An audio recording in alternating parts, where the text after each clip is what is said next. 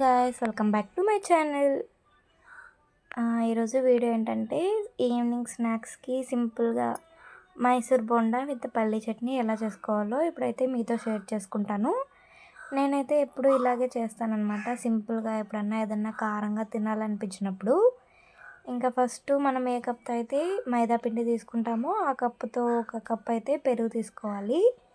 మనం ఎంత మిక్స్ చేస్తే టేస్ట్ అయితే అంత బాగుంటుందన్నమాట. సాఫ్ట్గా ఉంటాయి బోండాలు కూడా మనం ఎక్కువగానే మిక్స్ చేస్తే. ఇంకా పెరుగైతే ఒక 5 మినిట్స్ అలా ఒకే డైరెక్షన్లో మిక్స్ చేసుకోవాలి. తర్వాత దాంట్లో కొంచెం ఇడ్లీ సోడా ఉంటుంది కదా, అదైతే ఒక 1/2 టేబుల్ స్పూన్ అయితే వేసుకొని బాగా మిక్స్ చేసుకోవాలి, బబుల్స్ ఫామ్ అయ్యే అంతసేపు. ఇంకా తర్వాత మనం ఏ కప్తో అయితే పెరుగు తీసుకున్నామో అదే కప్పుతో మనం ఒక కప్పు పెరుగుకి 2 కప్పులు మైదా అయితే వేసుకోవచ్చు. మైదా పిండి బోండాలు ఎవరు తినడానికి ఇష్టపడరు, కానీ ఇలా చేసుకుంటే టేస్ట్ అయితే చాలా బాగుంటుంది. సాఫ్ట్గా స్పాంజీగా వస్తాయన్నమాట బోండాలు అయితే. ఇంకా దాంట్లో ఒక కప్పు పెరుగుకి 2 కప్పులు మైదా అయితే వేసుకొని టేస్ట్కి సరిపడా సాల్ట్ అయితే వేసుకోండి. అలాగే పిండి మనం ఎంత బాగా కలుపుకుంటే బోండాలు అనేది అంత మెత్తగా వస్తుందన్నమాట.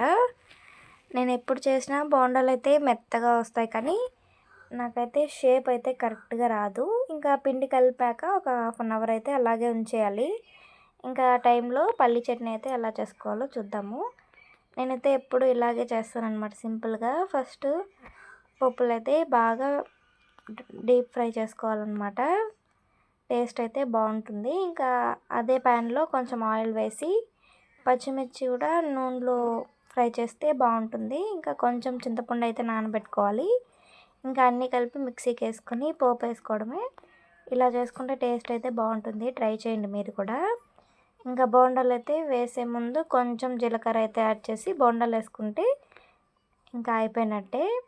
మనం కొంచెం ఎక్కువ ఫ్రై చేసుకుంటే టేస్ట్ అయితే బాగుంటుందన్నమాట. షేప్ అయితే కరెక్ట్గా రాలేదు, కానీ టేస్ట్ అయితే చాలా బాగుంది. Thank you for watching. Subscribe to my channel.